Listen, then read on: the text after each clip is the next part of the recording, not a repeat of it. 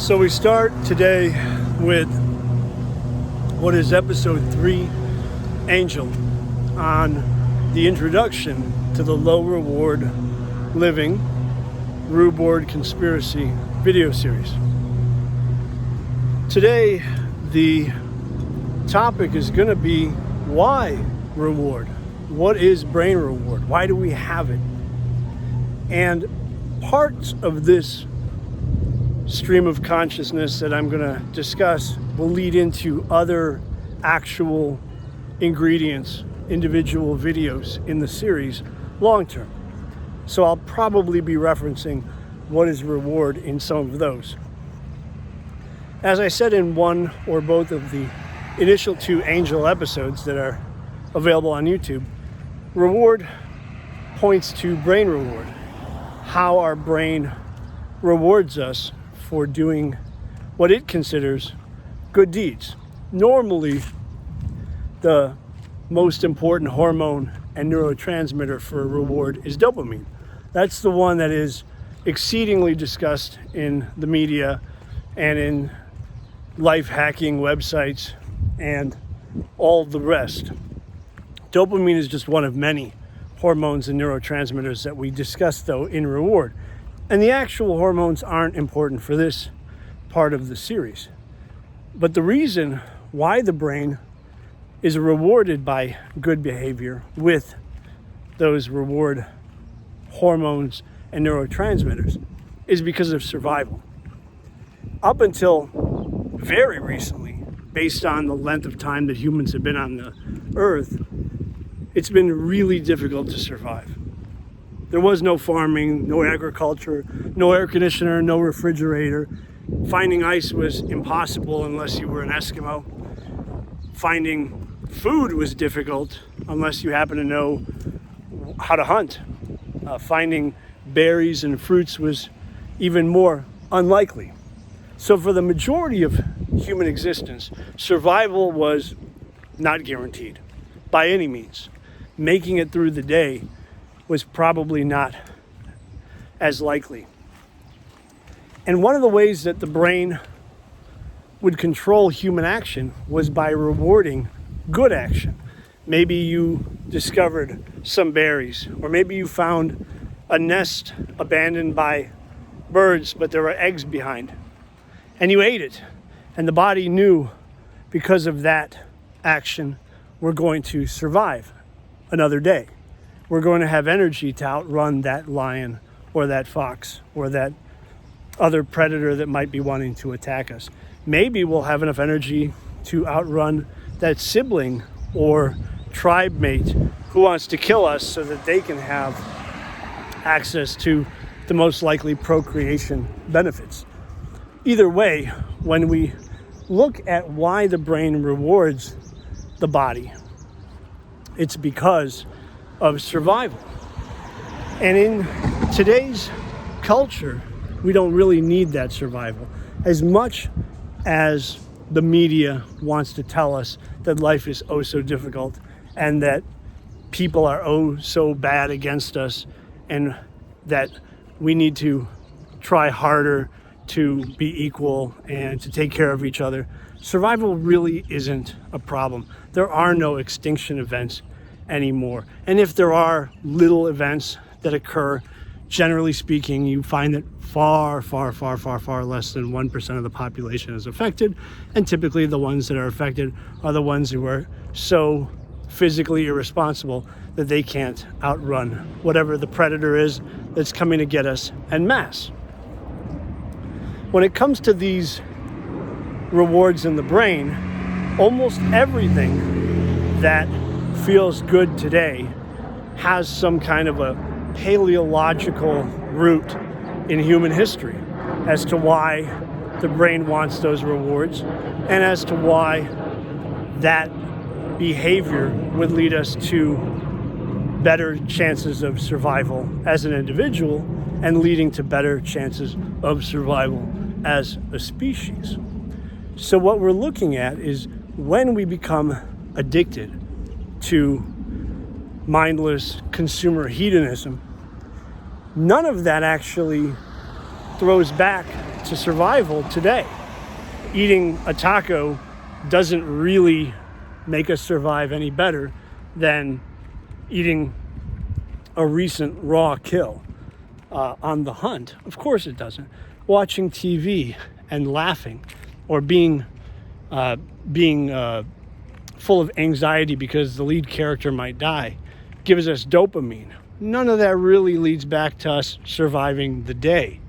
But one of the understandings in neuroengineering of consumer behavior is that if we can trigger emotions and reactions that are probably paleologically supported 10,000 years ago, we can create these hyperactive emotions in the viewer, in the consumer, that makes them want to consume more, because it makes their brains and their bodies think that they're experiencing an extinction event. Maybe it's watching that football game on TV and our heart rate goes up and our blood pressure goes up and our hands clench and our teeth grind and our brow furrows and we get stressed. And the reason we do is because the people who have produced that consumer event know about neuroengineering from a reward perspective. They're placing in the mind and in the body these reactions that would normally have happened 10,000 years ago when we were facing an extinction level event. But if your team loses, you don't die. Your family doesn't die. Your community doesn't die. Nonetheless, the idea that we can imitate that kind of fear in the consumer mind is amazing to experience. And it's not just true about a sport like football or any other sport. There's actually truth in how to use reward to capture a consumer audience in almost every aspect of consumer hedonism behavior. It could be food. It could be how we split ourselves up at the workplace. It could be what kind of car we drive or don't drive. It could be how big our house is, the location of that house. It might be whether we use one brand of shampoo or another brand of shampoo or no shampoo at all. When we've gotten to the point of survival, one of the main focuses of survival isn't just can we as an individual survive, but also can our community of similar looking, similar thinking, similar minded individuals survive as a whole better than the neighboring community or the community that wants to take over our hunting grounds. So when you consider reward in terms of survival and extinction events, it's not just about the individual. And that means that part of survival leads to procreation and sex. And this is also part of the whole reward mindset. We don't just want these high reward activities because they make us feel good. We also want these high reward activities because when interacting with other consumer behavior addicts, they want it as well. So high reward activities tend to not only be about what we feel, but about what will lead us into these sexual relationships with co-addicts themselves. And that's the reason why perfume is so rewarding, or shampoo can be so rewarding, or the style of clothes that we wear can be so rewarding. And again, it's just consumer hedonism. They're just goods that don't actually lead to survival, but they could introduce us to a potential co-addict mate who gets down to the same exact brand recognition addiction that we do.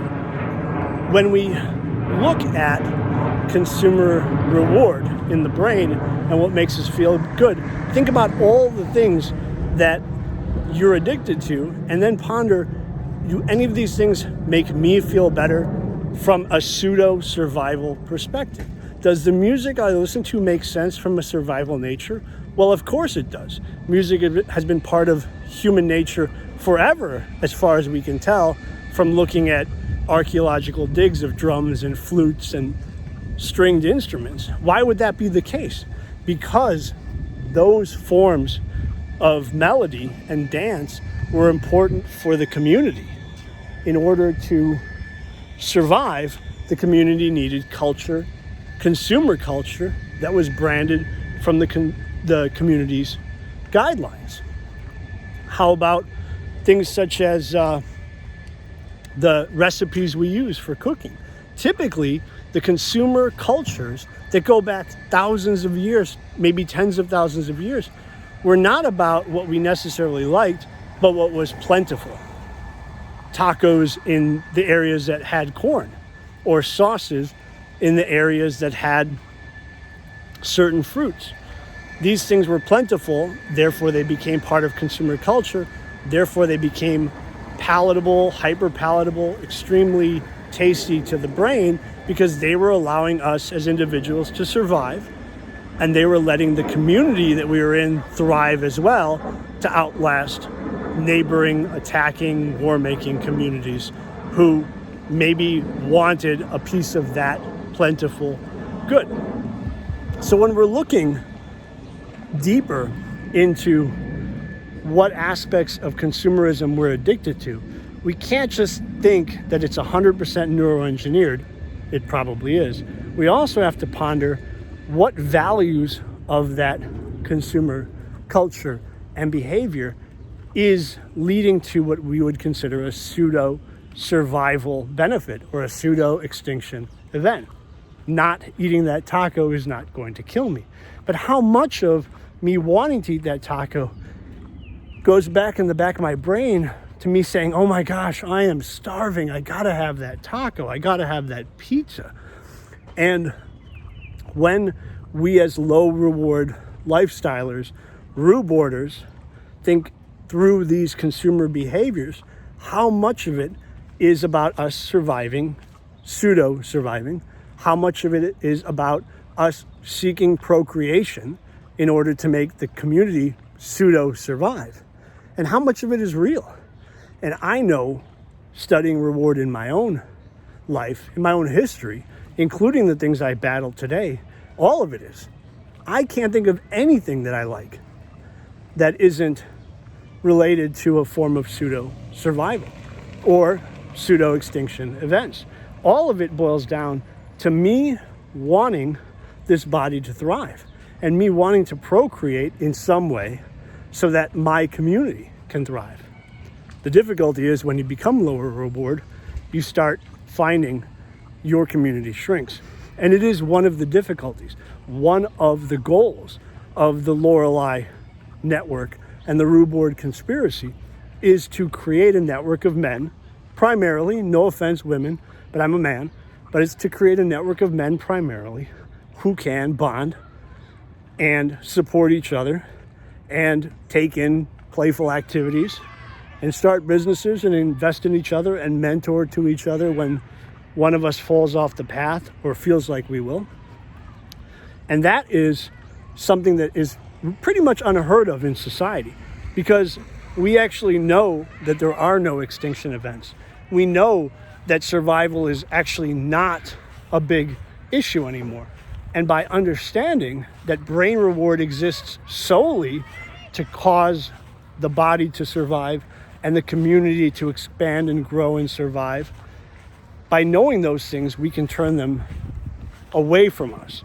We can find lower reward activities that still allow us to be pleased and to meet people to procreate with, etc., while avoiding the needless entertainment, the needless addictions and habits that have been formed, the mindless consumption of food to try and placate the emptiness inside, that emptiness which comes from a lack of personal health leading to survival, a lack of strong relationships with others leading to, say, procreative benefit, and instead turn away from our co-addictions and co-addict friends and neighbors and community and girlfriends and lovers and wives. In the end, wrapping it up, when you look at reward in your daily life, as you start to assess it, more and more over time as more ingredients come out in this series, I want you to think about what of your addictions have to do with personal pseudo-survival and what of your addictions have to do with community pseudo-survival from extinction events. And write it down. Send a comment here. Drop me an email. If you're a Patreon subscriber, you've got access to my email.